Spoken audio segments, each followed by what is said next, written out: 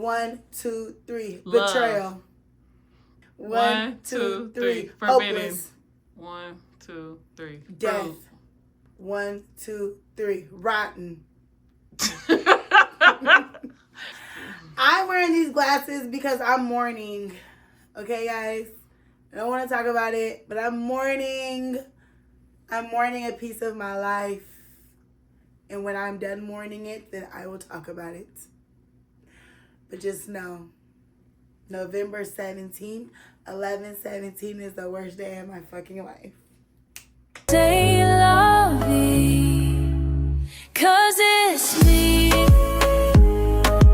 Tales of a free ass spirit, I'm just me. I'm just me. 'Cause it's me. Tales of a free ass spirit, I'm just me. I'm just me. 'Cause it's me. Tales of a free ass spirit, I'm just me.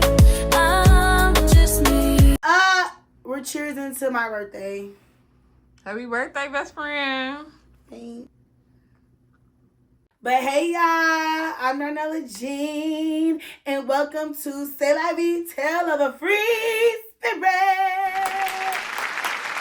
Yes, Lord. Yes, I'm feeling good, y'all. So cold, I did it again. And we're also drinking wine. Here's Shay. Mix it up. Cheese with the cocktail, drink it up. Cheese with the cocktail, pour it up. Cheese with the cocktail, pour it up. So, let's get into it, y'all. So, we're going to sit. We're not sitting. I don't know what the fuck I'm doing. Clock it, bitch. Okay, shut up, Shay. Okay. Oh, my God. The weekend. Okay, so this weekend, guys, was, it was very, very,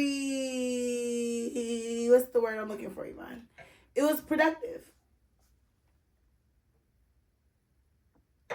We went and got our camera looked at. Well, Shay's camera. Microphones. At Best Buy. We went there because we've been trying to get them out. If y'all haven't noticed, which I don't because y'all don't really be watching me, which I need to. I have a microphone. Shay have microphones. But they haven't been working for us, so we haven't been wearing them. So we have to go get them looked at. We've been trying to get them looked at since season 2. So we finally went and did that, figured the situation out for that. That was a big milestone. We went to the Palooza. Shay went. Shay got some footage of the whole inside of it and things like that. Took a picture of my aura. But we're going to talk more about that once I get to the Into the Stars segment because I have a whole segment on that. Because, yeah, I did my own research. And let's just say we're going to wait for that segment, okay? But yeah, we also made flyers for my podcast. Y'all don't even know what the fuck we went through. We made this poster 5,000 times. Shay almost got us kicked out of the library. Me? You did it? No. You did it? No. You did it? He came over and told your ass to shut up. No, he did not. If I can remember. Shay, he did. Me? What did he say? He said Darnesha Jean. No, so he knows me personally. Yeah, clearly. Somebody's he lying. Shit for free. He don't know you. Somebody's lying and it's not me. Somebody's lying and it so ain't me either. So y'all put lying. the pieces together. I think Shay and I have a disability. Can't get me out of it. No, I'm being honest. I think if you have to tell us, if we know we're not supposed to be loud in this situation, I think we're gonna be loud. So she be on the same shit I be on. And I be on the same shit she be on. So it's hard to be like, bitch, that's okay. Alright. No, instead we're like y'all remember Cat Williams? And they love my basic. That's our shit. So that's what was happening at the library. Anyways, I say all that to say we got some flyers, and probably this weekend Shay and I are gonna go downtown or whatever and pass them all out and Just be good, because I want people to subscribe. I just want to do more promotion. I feel like I'm super, super hungry, but in a lazy way. And I feel like I want to start being more persistent with this podcast and taking it more seriously if I really wanted to be successful. And if my bitches believe in me, then bitch, I ain't believe in me. And even if they did it, I still believe in me, but they do, so. Double entendre. Did y'all hear about the bitch that got caught sucking a resident's pee-pee on the toilet in Milwaukee, Wisconsin? Like an old man? You didn't see that? Oh. Girl, I just saw the video yesterday. I didn't even know there was a video. There's a video, bitch. It's a video. She recorded herself? No, somebody walked in on them. And she kept going? I don't think, from the video, you can't tell that she saw them. Because she was too busy. And then somebody came in and was like recording from like around the corner. Yeah, she was getting a TOPPY to a nigga in Depends. Depending on that TOPPY. Ask me how old she was. 24. 27. That's some mental illness. That's stuff. what I'm saying. Somebody Or he probably isn't as senile and was like, I pay you. The nigga was on the toilet, Yvonne. On the toilet, guys. Bobbing and weaving. So I'm just thinking, like, if I need to be in the room with you, because I worked in Alzheimer's facilities. I worked in old folks' homes. I work in a hospital currently.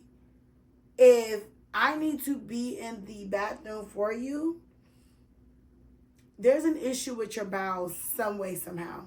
Whether you shit on yourself, whether you can't shit and you need us to come in there and rub that back, or you can't stand up and you need help somehow, some way. And the fact that there was a cane in front of him, it looked like he had on a diaper, and she was going up and down. Pee-pee wasn't small though, and y'all know I'm used to seeing. Y'all don't know, but she got charged for second degree of sexual assault. And the bitch is doing time. So if you were privy to watching our first season, was it our first season? We did this thing because I was so nervous. We did this thing called Cue the Cute Questions and Cue the Freaky Questions, whereas she would research a whole bunch of questions and I would pick one out per episode and I would answer it on camera. I want to bring that back just because I miss it and it's my podcast and I can do what I want and it's my birthday. So we're going to do the questions, but Shay got a little twist to it.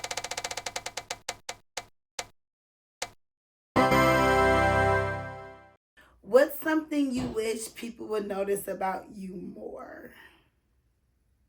I wish people would notice that I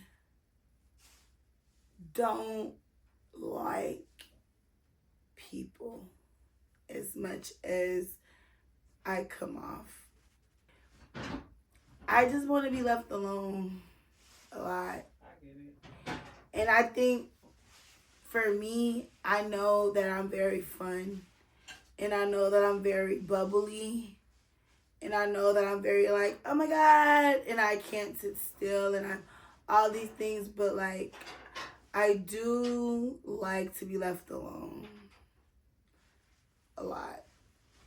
Like, if I had a choice to work by myself or with people, I would definitely always choose by myself. And probably call my best friend and talk shit. But I understand that I am a magnet, and I understand that people gravitate towards me, and I understand that I am understanding, and I am a safe space, so I'm cool with it. But do I always like that? No. it's more so, I'm thinking in terms of being work-related.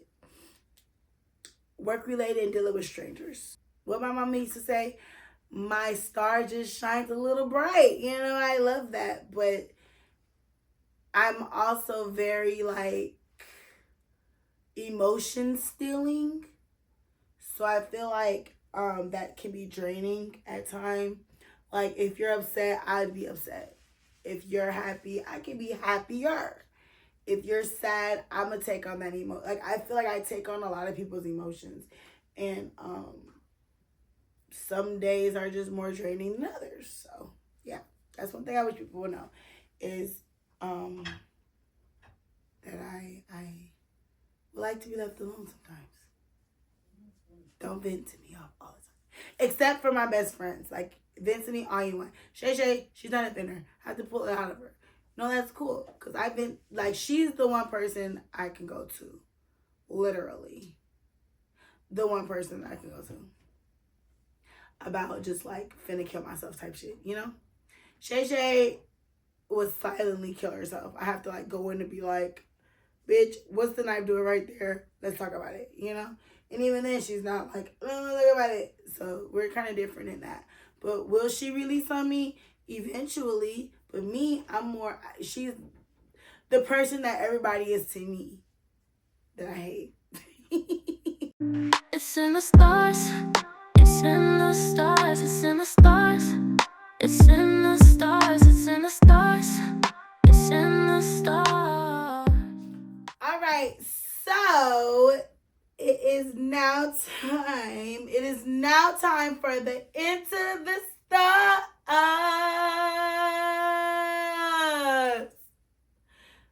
Stars. Into the stars. I'm going off you, boss. Shay, shut the fuck. You want to be your boss so bad? I don't want to be shit.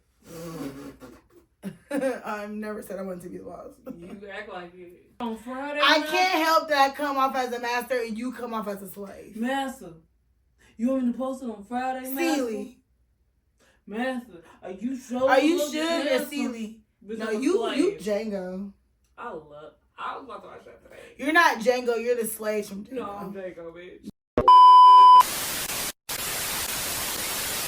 What I would like to talk about first, ladies and gents, is I went to the Palooza, as I said earlier, and I wanted to save my experience for the Into the Stars segment because I had to do my own research.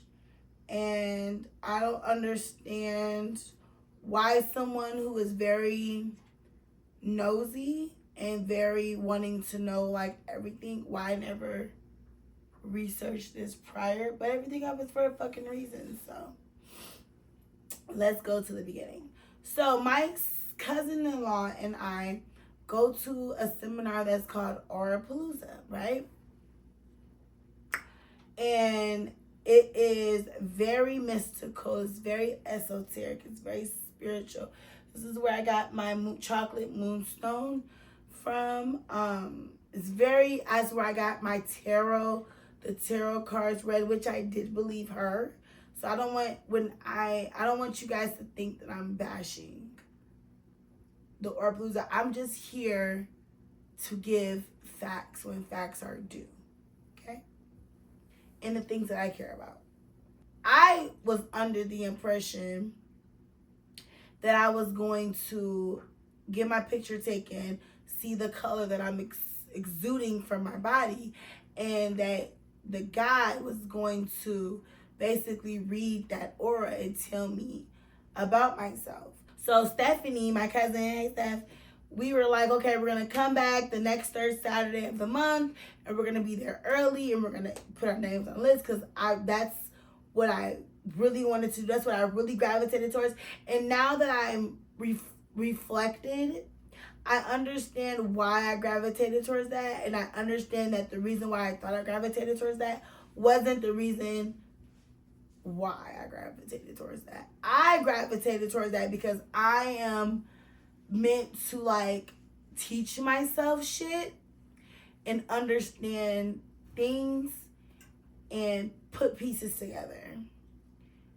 I went in there thinking something totally different, and I needed to be slapped with reality. So that's literally how I felt. So the Palooza is the name of the seminar. I'm gonna get into the actual Aura camera. So what is the Aura camera? The Aura camera is basically called the Kirlian camera. And if you know me, you know for the past 2 seasons, I don't know how to pronounce shit. So don't fucking judge me. But the Kirlian camera, it was discovered in 1939 by a man named Simon Kirlian. So that's where the Kirlian camera name come from. And what did he discover exactly? He discovered that high voltage electricity could be used to create a glowing halo-like field. But it's a fucking like a skinny long camera, like an old school camera almost. And it's a big ass fucking light. And he shines the light in your face, and it's his camera with this cover over it. He presses his button. I'm assuming I figured out what that button was. And he takes the picture, right? And you take the picture, it prints out like an old Polaroid. And this is how I got my, I don't know where Shay's posting it, but my Aura came out blue. So I'm going to go 2 routes, you guys. I'm going the way that he told me, and I'm going to go the way that scientists and physicists told me, okay? So I took the picture. He gave me this paper.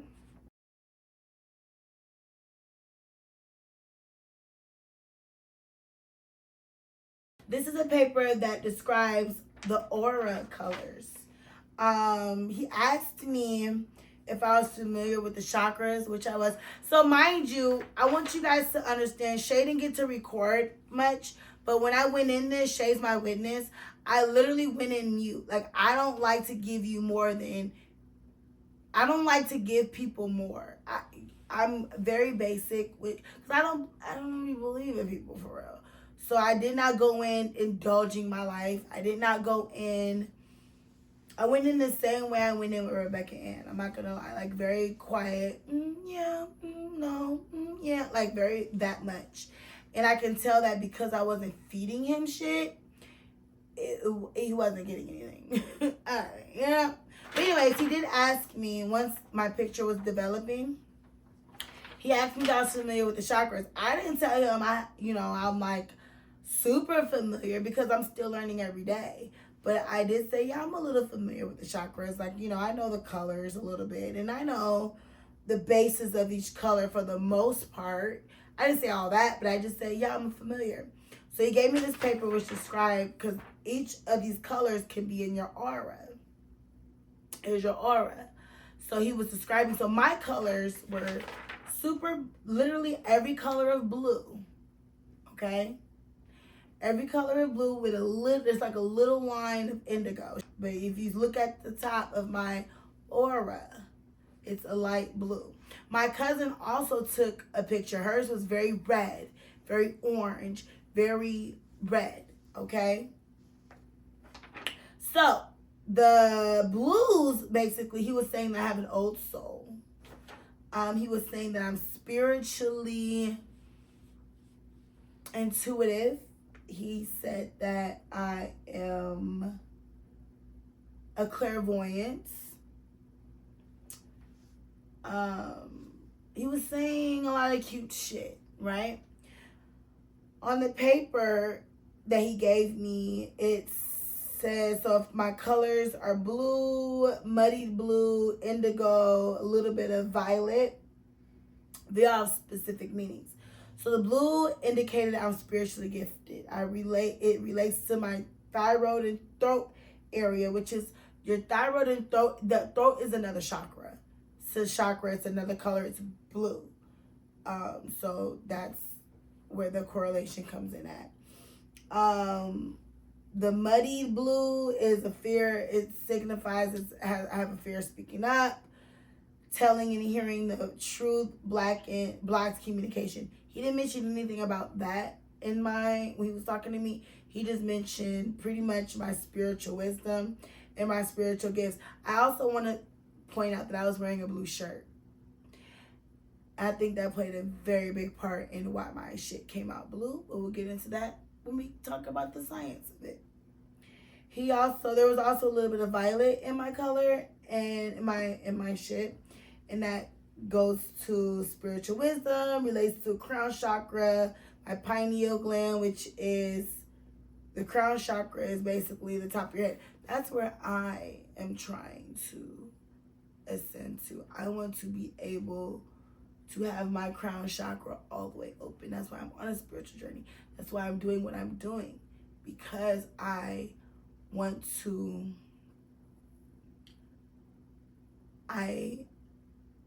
inspire myself. I see myself in a whole nother world, and I'm trying to get to that world because it's possible. So it wasn't like the shit he was saying was like far-fetched, but it just lets me know that he reads a lot. Okay. All right. So basically, I'm that. My aura is operating from the top 3 chakras, which is the crown, the throat, and the heart. No, I'm so sorry. The crown, wait, hold on. I think those are the 3. I'm sorry. I'm a little tipsy, but it's the top 3, the purple, the blue, the indigo, the blue, whatever. The top 3. And he just kept saying how spiritually inclined I am, how there's all these spiritual things, but I also want to put in a reminder that I was there a while ago, and I know he remembered me because I interrupted when I make myself known when I enter a room and when I want something. He was very, very clear that I wanted to see him, but I couldn't because he was booked. So I just feel like a lot of this shit that he was saying is because he saw me there before, so he knows I'm curious. That's just my opinion. I don't know. But I wasn't disagreeing with the things he was saying, but that's because I know me and I know what type of path I'm on. So get back to the guy who discovered this machine. So Kirlian, he so back then in the 1900s, the 1930s or whatever, they didn't have a lot of science, a full understanding of the science process. So when he figured out that this picture came out with all these colors around it, and he didn't really understand what it was. He assumed that it had to be from a supernatural phenomenon, because it wasn't like it was chakras and spirituality was like there were whispers about that around the same time that Semyon created this or discovered this type camera and the electromagnetic field shit. So he just kind of chalked it up to that because it was whispers around the community that, you know, chakras are a thing and practices and things like that. So I also looked into why it was so easily to believe, because before I went and took my picture of my aura and before I did the research, I'm human, but I really thought that shit was real. Like, I really thought that was a thing. I never read a book. Why did I not read a book? Call it programming, call it whatever you want. But I never thought to like look it up until I went and I wasn't impressed. And he didn't answer none of my questions and I wanted to do the research myself. So I don't know. But I do know in the 1970s, that was when the chakras and all that peace and love and spirituality, it became popular. You know, drugs was natural and groovy dude. I'm assuming that's the 70s. I don't know. I wasn't alive then. But they say the 70s is when that shit, the spirituality shit and all that became really popular. So once that became popular, people gravitated towards this picture, the Kirlian picture. And because the picture itself looked so mystical and it did all these colors, they just chalked it up with, it's your aura. Literally, it was like a fucking rumor that just went for decades and decades of time. Now, how does it come up with these colors? Let me explain. So basically the machine, like I said, I'm sorry I'm bubbling, I'm a little drunk, but. No, but that's crazy. I know. You know how blue I wish I. In the beginning, I mentioned how there's a camera, there's a light, there's a thing. There's also these 2 metal plates that I had to put my hands on, right? And it's supposed to read your aura. It's not reading your fucking aura. But so you put your hands on this metal plate and the camera itself uses the high voltage electricity. When the camera turns on, there's a corona discharge that happens.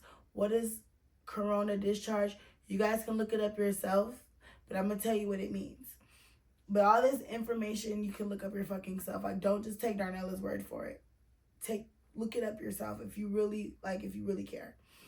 So corona discharge is electrical spark, and the electricity has so much voltage behind it that it starts slipping into the air around it. It's recording like my air, the moisture, my sensors, because I put my hands on these metal plates. So it's reading all of that. It has nothing to do with aura and everything to do with my body, okay, and my energy, okay? Because if you think about it, all this is energy.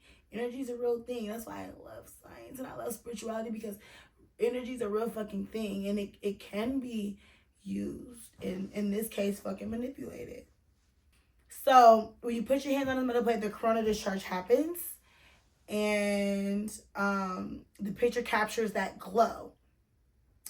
And it's the pattern of electrical discharge around the moisture, pressure, and conductivity of whatever you placed on the plate, which in my case were my hands. And literally that's what he uses, is the hands, because the plate was fingers. So you put your hand on that. And the different conditions that make the glow look different is how sweaty or dry your skin is, how hard you press down on this button, and the humidity of the room. So the voltage setting is a button that the guy can control. So if you press super hard on the button, it'll cause more of a blue. The harder you press, the bluer the aura is going to be. You can it'll cause the aura to be different colors. If you lightly tap it, it'll cause the aura to be more of a red, orange. Kind of like how my cousin's was. And if you're sweaty, that plays a part. My shirt was blue. So do you think that maybe his inspiration came from my blue shirt? I don't know. I'm not him. But I wouldn't be surprised because he mentioned my blue shirt. But I was hurt because I'm 35 years old. And I've been waiting for like 4 or 5 years. I really wanted to, I thought one thing and it was another. And I'm not gonna lie, like, I don't know, when I think about it now, I don't know why the fuck I ever thought that was possible. Because your aura is like your soul almost. So why the fuck would I ever believe that you could take a picture of me and my aura would show? Why would I think that? I don't know. And I'm not even gonna tell you how much he charges, but it's quite a bit. And I have an issue with people like that because I feel like you're fucking with people's spiritual beliefs and you're making money off of it. Don't take my word for it, but just Look it up yourself. But the shit is fake. It's not your aura. It's only your sensors. My shit was blue because I'm a cool ass bitch. Next. So our next segment is secret. Can you keep it secret? Bitch, I can. This is my best friend's first book, but it's her second book that we're reading on here. It's called Secrets, period. And I hope you guys read your first 3 chapters because we did. And we're going to talk about it. So these first 3 chapters, it wasn't really like a lot going on, in my opinion. Shay, what did you think? I mean, she lost her parents. I was going to get to that, Shay. But I'm just saying as far as like milestones. Yeah. She got milestoned, all right. But no, that's not nice for me to say. Like 2 tragical things happening. Yeah, but that's a milestone. So we're just going to say her parents are drug dealers or involved in drug activity. But her parents were like these down ass people. And she was only 8 years old, right? Mm-hmm. And basically they was in this vehicle. Something was going on. It was from the perspective of her. So we don't know exactly what was going on. But her mom and dad was basically giving her that final talk like, listen, baby, I ain't gonna make it out of this. You better than this. Da-da-da-da. Remember what we always taught you. And then the parents leave out the car and all you hear is pop, pop, pop. Shot that nigga. Pop, pop, pop. Shot that nigga. Or whatever. And then, so her parents, she never saw her parents after that. So it's safe to say that they died, right? Yep. Fast forward 4 years, she's 12 years old. By this time, she's been in and out of foster homes. So she's with a family whose last name are the Belts. They're an older Caucasian family. And she's very rebellious. You know, she knows that the Caucasian family is nice and they treat her well, but she's very rebellious. She's going through emotions that she cannot explain and she doesn't know what they are. She's just rebellious. So she's doing everything to piss the Belts off. Stealing money, getting in trouble in school, fighting, all those type things. So it got so bad to the point where the foster mother was like, this bitch gotta go. It's like any other fucking kid. Like, they can't really express why they feel how they feel. They just know they feel this way. And it translates over as carelessness. Whereas it's not carelessness. It's probably a cry for help. But some kids make it harder for you to get close to them. It just is what it is. So the foster mom was like, I can't deal with this little bitch no more. She gotta fucking go. The foster dad was like, no, she good. Like, we just gotta be there for her. The foster mom was like, yeah, no, the bitch gotta go. So Secret was cool, but she was still like shocked that she went. I guess it's safe to say that she thought that they weren't gonna give up on her because they were. It's like when you want somebody to fight for you. Yeah. I definitely know what that fucking feels like. So she gets with the Warriors and no. Oh yeah, the Warriors. And she didn't like them. You know what was irritating me? Not even irritating me, but was fucking funny. Is that this little bitch was so picky about where she needed to stay and what foster family to have. And you're homeless, my guy. Not only are you homeless, you're black, you're a bitch, and you're a kid. Like 12. Who the fuck? Like, that was crazy. But she was very high maintenance. I feel her. I don't give a fuck. Bitch, I'm going to sleep on the couch. I ain't sleeping on a raggedy couch. I guess that was her mindset. I don't know. But anyway, she gets with the Warriors and she did not like them. She missed the Belts because she was the only kid with the Belts. With the Warriors, there were multiple foster kids. And there was one girl that was the Warriors' biological daughter. Right? Sierra. So she didn't like that because she was kind of a bully and she didn't like that, whatever. So fast forward, she goes to another family, right? Mm-hmm. This family is called the Johnsons. The Johnsons has one daughter, right? Mm-hmm. Her name is Delilah, but they call her Deli for short because she's fat. So they end up actually kind of clicking because they're closer in age. Deli was a couple years older than Secret, so she liked her vibe or whatever. So fast forward, it's Delilah's birthday. It's a little bit after Secret's birthday. She was 14. Delilah had turned 16. Their foster mom had told them that her brother was gonna move in with them. He got out of the army, and the brother, he wanted to stay with his sister or whatever. So she was like, Secret was all with the shits because she liked them. She liked Delilah. Her and Delilah were close. She, liked the mom, Mrs. Johnson. Like, they were cool, so she didn't mind. She was like, I'm gonna have an uncle. Like, it was lit. Come to find out, he started fucking her. She started having sexual relations with that baby. And he basically made it to where he told her not to say anything. Because if he was to say anything, then he was gonna rape her even more. Or worse, I don't know, but he was gonna kill her or something. I don't know. He made her feel like she couldn't say shit. So she was like, I'm keeping my mouth closed. And as time went on, I think by the time she was 16, she was actively getting essayed by her foster mother's brother.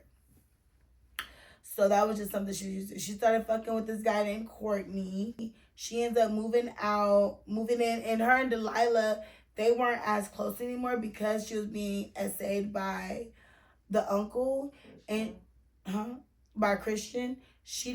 Christian's the essayed uncle. She couldn't tell anybody. And because she had this secret, no pun intended, started to like subconsciously distance herself. And as time progressed, it just got easier for her to keep that to herself because they weren't as close as they started out. So that's kind of how that happened. So when she moved in with her new boyfriend, it wasn't like a big transition for her. Her and Courtney got closer because remember, she wasn't having sex with him. Yeah, she wasn't having sex with him. It was a whole thing, and then she finally did. Shay had a whole sex scene about that. He made her come very well. She laid on his chest. So like I said, it wasn't like just a whole bunch that happened. In the first 3 chapters, it was more so her transition from her being that innocent 8-year-old kid. You seeing us getting the feel from the trauma and how she ended up where she's at. So we're still at the beginning. We only read 3 chapters, but that just pretty much, it placed us where Secret, it just gave us an understanding of who Secret is, her foundation, of who she is as a person. And throughout the book, it helps us understand why she makes the decisions she makes. That's what I think. So, yeah, it's a good start. Not long chapters. So, yeah, I look forward to reading the next 3 because what the fuck? Okay. So, you guys have until next Thursday. Like I said, if you don't have a book, you guys can go to Amazon.com and order them yourself. They're $15 a book. Unless you get it on Kindle, I think it's $10. Kindle is $10. Or you can hit up Vera Lachey Books on her Facebook because she deleted her real page, y'all. Or you can hit me up and I will make sure she gets the message and we will order the books for you. But yeah, she'll put the link in the description box. So yeah, I can't wait to read the next 3 because it was actually a good style. I love a good, fast, get to the point. Shay has ADD, so all her books are pretty much like that. Don't even go. So this is the part of the podcast where I, a free spirit, tell a tale. So this is a story that isn't really a story. It was more of a lifestyle. When I first moved to Texas, I met this bitch next. So I was working at Chili's, and I used to go over to this gas station every day after work because I sucked. I'm somebody who's good at everything she does professionally wise, but serving is not my forte. Like, I'm clumsy. I don't remember shit. I'll be getting distracted. I'm just not a server. Like, hats off to everybody that serves. That's just not me. I don't get that. But I tried it because the bitch needed a job, okay? So I would go over to this gas station every day after work, get me a bottle of wine, but I would always forget my ID. So this girl named Samantha, Salvadorian, she wouldn't card me. So we got cool off of that. And I used to be like, great, my fucking job, I suck, but I'm too prideful to quit. So she's like, well, they're hiring here. So she ended up getting me a job at her job. Long story short, I'm literally in Texas for like 2 months, and I met this girl. She literally showed me the whole party life and the drug scene, okay? Well, I probably showed myself the drug scene because you are what you attract, okay? But, so Samantha, we would go to strip clubs. Like, our whole week would be planned out. We would go to strip clubs damn near every night. Because our friend, who I also will call Samantha, but she was a stripper. That's my bitch. I love her. And we would just go to work with her. And we would kick it. Like, it was fun. Like, I'd never been to the strip club before then. So once I moved to Texas, it was like a whole nother world for me. And I just felt like free to do anything. Because nobody fucking knows me. So me and this girl, Samantha, the one that's Salvadorian, we got really close. Okay, we got super close. We got our first house together. So Samantha is somebody who's very insecure. Okay, Samantha is she accused everybody of wanting her niggas. Mind you, all her niggas was like they were addicted to a hard substance. Well, at least the first one that I met. Not her first baby daddy, but the first one that I met. So, like, she was just very insecure. And honestly, I couldn't be upset because the stories that she would tell me lets me know that her mom kind of shaped her into the insecure woman that she was. And honestly, I felt bad for her because I had never really just experienced somebody that, like, insecure. As a friend, like, what can you do? You know, you're accusing your other best friend of having sexual relations with someone that you're having sexual relations with. I couldn't relate to that. So I was like, I can relate to me talking to my best friend about some shit, but I couldn't relate to, like, me thinking that my friend, like, I just couldn't. So I was just trying to, like, tell her what I would do, talk to her. You know, and then the other Samantha, the stripper Samantha, she was such a motherfucking G that she would approach her and be like, what's going on? Like, talk to me. Like, she was a real friend. That was my nigga. She was a real friend.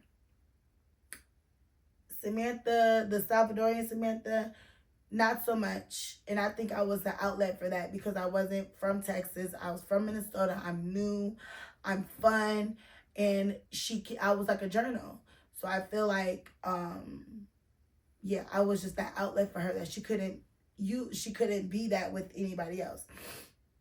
So fast forward, probably this is 2013, okay? That the strip clubs and the turn up and the cocaine and the Xanax and the drug, all that shit was back in like 2013, okay?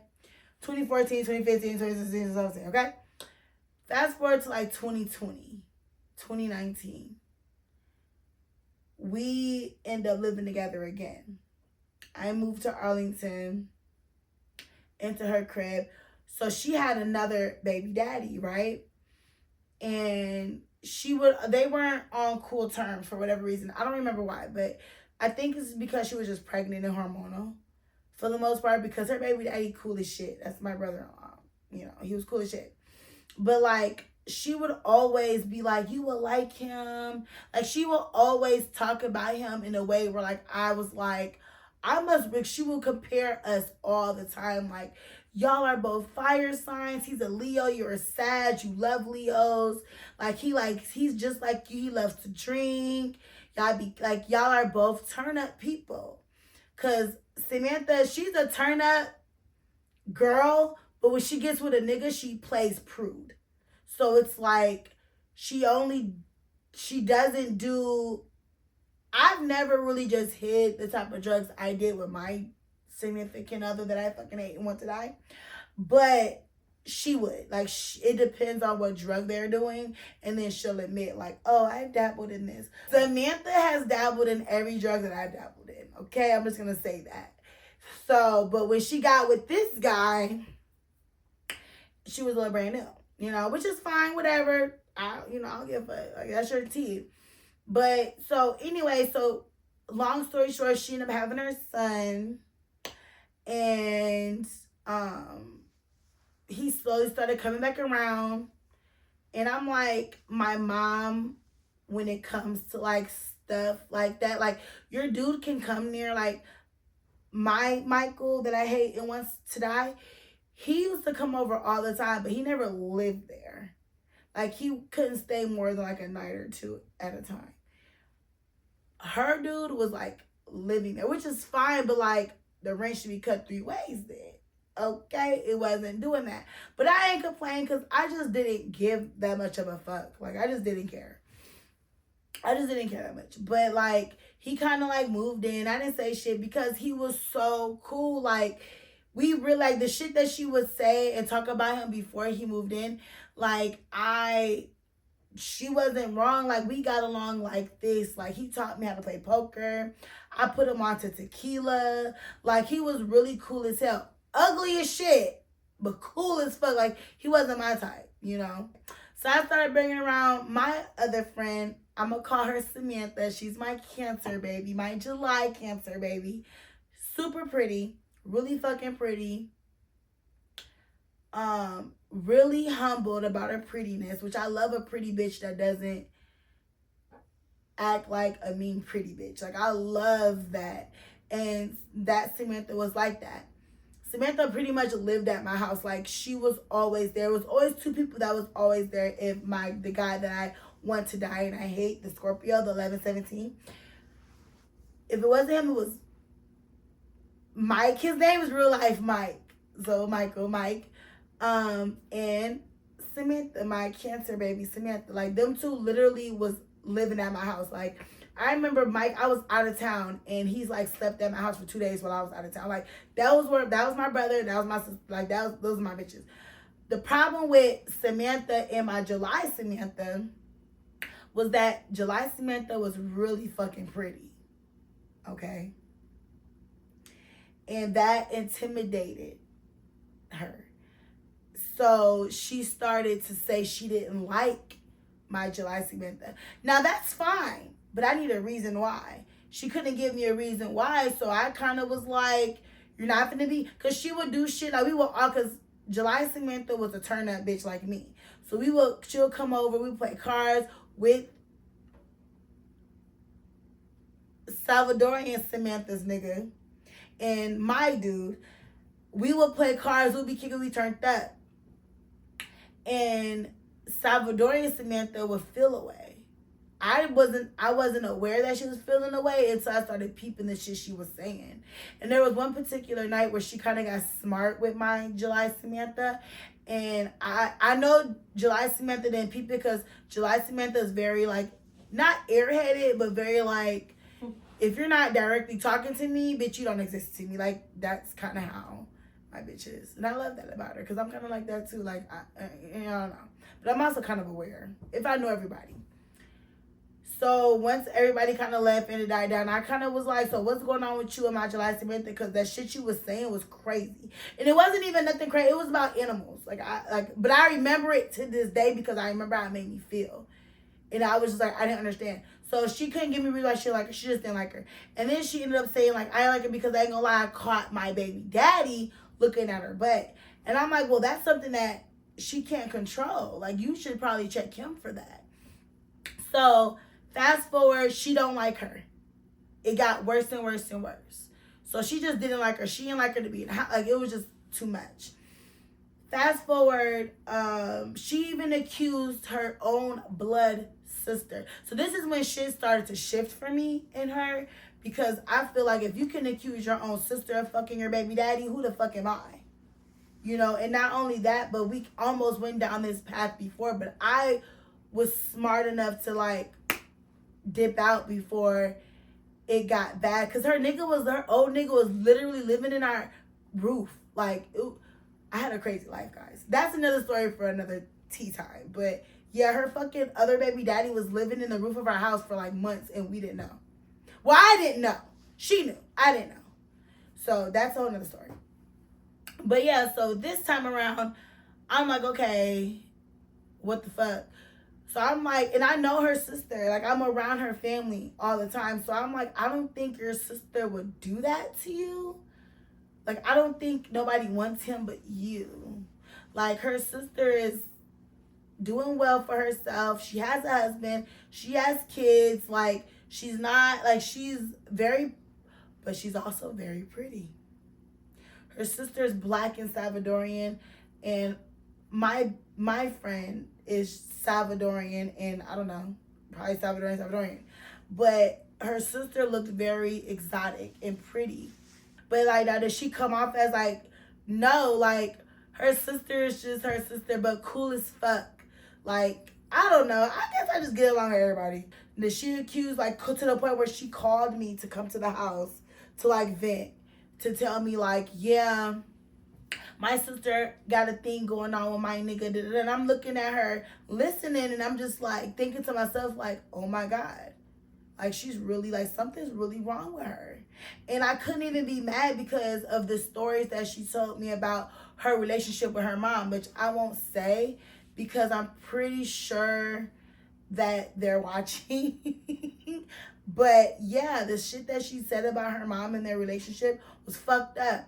But I just feel like I was so transparent with her that there would never be a reason why you would ever think I would ever want your nigga. Especially when everybody that knows me knows I'm obsessed with my own. Not no more, I can fuck him, I hope he dies. But like, I was so obsessed with mine. Why in the entire fuck would I want yours? But yeah, it got so bad. Like, but me and her nigga that was real life my brother-in-law. And there would be times where it would just be me and him downstairs drinking and then fucked up together, lit. And I guess, I mean, I don't know, because I come from an era where, like, I'm a jealous person, but I'm not, when you're my friend, I'm not jealous of my nigga being around you. If I know you'll fuck my nigga, then I know not to bring him around you or let him be around you by yourself.